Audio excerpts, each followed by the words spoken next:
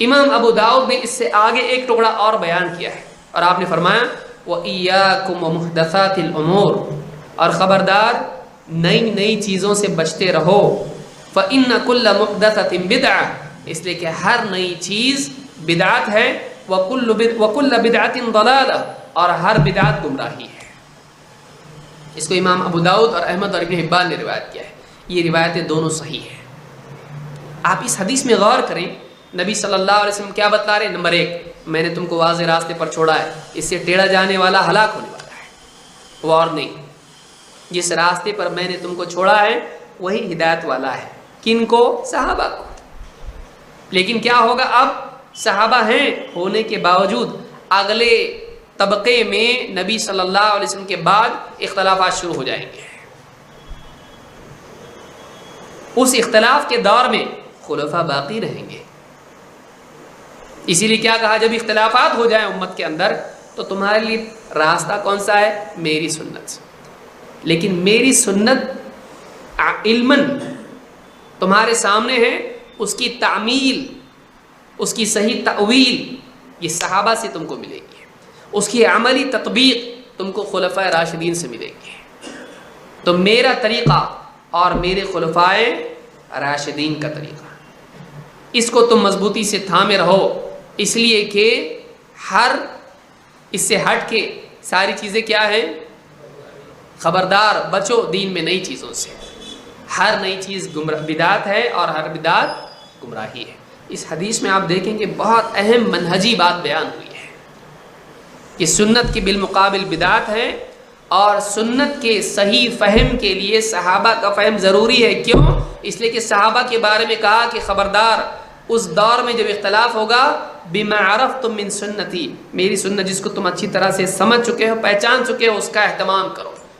اور صحابہ خلفائے راشدین، یہاں پر یاد رکھیں، علماء نے کہا، جیسے شیخ البانی نے کہا کہ یہاں پر سنت کا لفظ خلفائے راشدین تو جمع ہے، لیکن سنت کا لفظ کیا ہے؟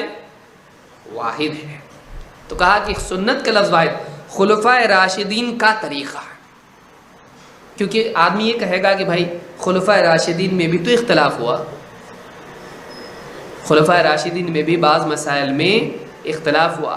یہاں جزئی مسائل کی بات نہیں ہو رہی ہے، یہاں ان کا متفقہ طریقہ، متفقہ راستہ جس پر سب چلے، اس راستے کی بات ہو رہی ہے۔ اسی لیے سنت کا لفظ واحد ہے، ان کا متفقہ طریقہ جس پر وہ چلے، ان کی سنت جو سب کی سنت ہے، ایک دو کی نہیں۔ سمجھ میں آ رہی بات؟ جس چیز میں خلفائے راشدین میں اختلاف نہیں ہوا، جس پر وہ سب کے سب متفق تھے، اس راستے کی پیروی تمہارے لیے ضروری ہے میرے بعد۔ اس سے بات معلوم ہوتی ہے کہ نبی صلی اللہ علیہ وسلم نے اپنے ساتھ ساتھ صحابہ کو بھی جوڑا ہے، لہٰذا جب نبی نے صحابہ کا خصوصی تذکرہ کیا ہے بعد کے اختلافات کے دور میں، بعد کے فتنوں کے دور میں، اور بتلایا کہ ہلاکت اور بدعت اسی وجہ سے آئیں گی کہ اس کو چھوڑا جائے گا، لہٰذا ہمارے لیے بہت ضروری ہو جاتا ہے کہ ہم صحابہ کے عقیدے اور ان کے منہج کو دیکھ کر چلیں، اس کی پیروی کریں، بہت ضروری ہو جاتا ہے۔ اس حدیث کو امام احمد وغیرہ نے روایت کیا، جیسا کہ میں نے بیان کیا۔ سورہ النساء میں اللہ نے اور آگے بڑھ کے بات کہی اور وعید بیان کی۔ حدیث میں تو آ رہا ہے کہ ہلاکت ہے اور ٹیڑھا پن ہے، گمراہی ہے۔ اللہ تعالیٰ نے مزید اس کو بیان کیا قرآن کریم میں سورہ النساء آیت نمبر 115 میں۔ جیسے حدیث میں آپ نے اپنے ساتھ صحابہ کو جوڑا، اسی طرح سے اللہ تعالیٰ نے بھی قرآن کریم میں نبی صلی اللہ علیہ وسلم کے ساتھ میں صحابہ کو جوڑا ہے۔ اللہ تعالیٰ فرماتا ہے وَمَن يُشَاقِقِ الرَّسُولَ مِن بَعْدِ مَا تَبَيَّنَ لَهُ الْهُدَى وَيَتَّبِعْ غَيْرَ سَبِيلِ الْمُؤْمِنِينَ نُوَلِّهِ مَا تَوَلَّى وَنُصْلِهِ جَهَنَّمَ وَسَاءَتْ مَصِيرًا۔ وَمَن يُشَاقِقِ الرَّسُولَ، شاق کا رسول کا مطلب ہوتا ہے رسول سے ہٹ کے اور جانب چلے جانا، رسول یہاں جا رہے ہیں تو یہاں چلے جانا۔ وَمَن يُشَاقِقِ الرَّسُولَ، جو رسول کی مخالف جانب اختیار کرے، رسول کے بالمقابل طریقے کو اختیار کرے۔ وَمَن يُشَاقِقِ الرَّسُولَ مِن بَعْدِ مَا تَبَيَّنَ لَهُ الْهُدَى، جبکہ ہدایت اس پر واضح ہو چکی ہے۔ ہدایت کے واضح ہونے کے بعد، حق واضح ہونے کے بعد بھی رسول سے ہٹ کے دوسرے راستے پر چلے، وَيَتَّبِعْ غَيْرَ سَبِيلِ الْمُؤْمِنِينَ، اور مؤمنین کا راستہ چھوڑ کے کسی اور راہ پر چلے۔ دیکھیے اللہ تعالیٰ یہاں پر بتلا رہا ہے نُوَلِّهِ مَا تَوَلَّى وَنُصْلِهِ جَهَنَّمَ، دو سزائیں، جہاں وہ مڑا ہے ہم اس کو وہیں موڑ دیں گے۔ جو گمراہی کا راستہ رسول سے ہٹ کے اس نے اختیار کیا ہے، وہ مڑا ہے ہم اس کو موڑ دیں گے، یعنی گمراہی اس کے لیے آسان ہو جائے گی۔ وہ غلط راستے پر چلنے کے لیے قدم اٹھائے گا، ہم اس کو قدم اٹھانے کی طاقت دیں گے، اس کے قدموں کو روکیں گے نہیں۔ یہ دنیا کی سزا ہے کہ ایک انسان حق کے واضح ہونے کے بعد جب حق کو نظر انداز کرتا ہے تو باطل اور زیادہ خوبصورت دکھائی دینے لگتا ہے۔ ایسا کون کرتا ہے؟ اللہ کرتا ہے۔ کیوں؟ اس لیے کہ تو لائق نہیں ہدایت کے۔ یہ دنیا کی سزا ہوتی ہے اللہ کی طرف سے۔ کیوں؟ حق واضح ہوا، حق واضح ہونے کے بعد تو نے اس کو نظر انداز کیا، کا مطلب تو حق کو اس لائق نہیں سمجھتا ہے کہ اسے اختیار کرے اور اپنی بات کو چھوڑ دے۔ ٹھیک ہے، تو حق کے لائق نہیں ہے، تو باطل ہی کے لائق ہے۔ پہاڑ سے تو کودا ہے، تیری مرضی، اب تو نیچے ہی جائے گا، گڑھے میں ہی جائے گا۔ اللہ تعالیٰ فرماتا ہے نُوَلِّهِ مَا تَوَلَّى، جہاں وہ مڑا ہے، جہاں اس نے رخ کیا ہے، ہم اس کو وہیں پھیر دیتے ہیں، لیکن انجام کیا ہے آخرت میں؟ وَنُصْلِهِ جَهَنَّمَ، اس کو جہنم میں پہنچا دیتے ہیں۔ وَسَاءَتْ مَصِيرًا، اور وہ بہت برا ٹھکانہ ہے۔ یہاں پر آپ غور کریں، دو جرم بتائے گئے، دو سزائیں بتائی گئی۔ اس آیت میں، یہ سورہ النساء کی آیت نمبر 115 ہے، دو گناہ اور دو سزائیں۔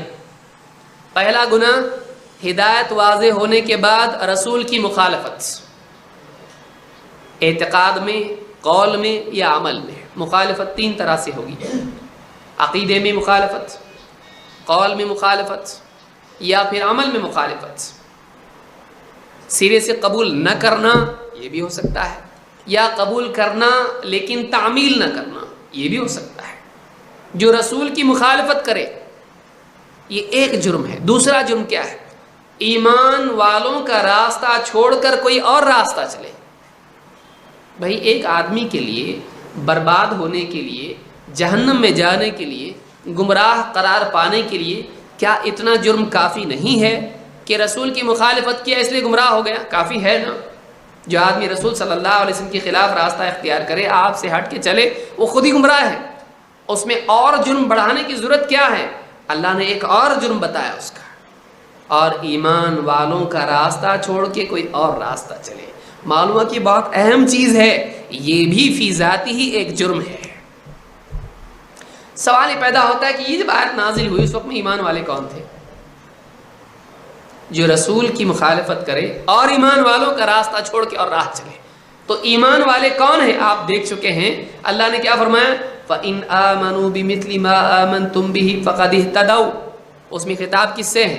آمن الرسول بما انزل الیہ من ربہ والمؤمنون۔ کون ہے وہ ایمان والے جو رسول کے ساتھ ایمان لائے ہیں؟ وہ صحابہ ہیں، پہلے ایمان والے صحابہ ہیں۔ تو رسول کی مخالفت کریں اور صحابہ کی راہ کو چھوڑ کر، اور صحابہ کی راہ کیا ہے؟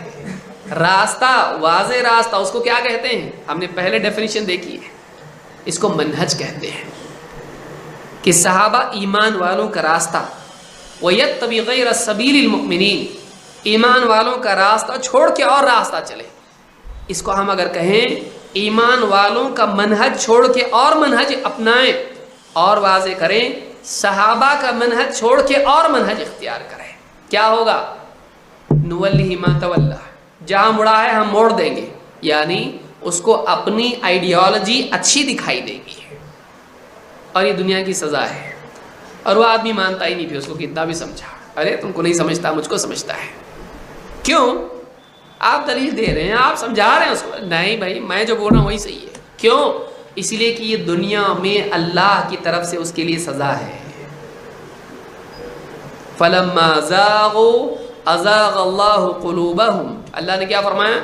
جب انہوں نے ٹیڑھے راستے کو اختیار کیا، خود زیغ آپ نے دیکھا، لا یزیغ بعدی الا حالک، زیغ کے معنی ٹیڑھا پن کے ہوتے ہیں۔ فلما زاغوا، جب انہوں نے ٹیڑھے پن کو اپنایا، ازاغ اللہ قلوبہم، اللہ تعالیٰ فرماتا ہے اللہ نے ان کے دلوں میں ٹیڑھا پن پیدا فرما دیا۔ اور دل ہدایت کی جگہ ہے، دل سمجھنے کی جگہ ہے۔ اگر دل ٹیڑھا ہو جائے سمجھ ٹیڑھی ہو جاتی ہے اور ہدایت سمجھ میں نہیں آتی ہے۔ اور یہ کب ہوتا ہے؟ جب آدمی اپنا علم صحابہ سے ہٹ کے کچھ اور بنا لے، سلف سے ہٹ کے کچھ اور بنا لے، ساری مصیبت کی جڑ یہ ہے۔ وَيَتَّبِعْ غَيْرَ سَبِيلِ الْمُؤْمِنِينَ، ایمان والوں کا راستہ چھوڑ کے اور راستہ اپنائے۔ نُوَلِّهِ مَا تَوَلَّى، پہلی سزا گمراہی، ہدایت دکھائی دینے لگے گی۔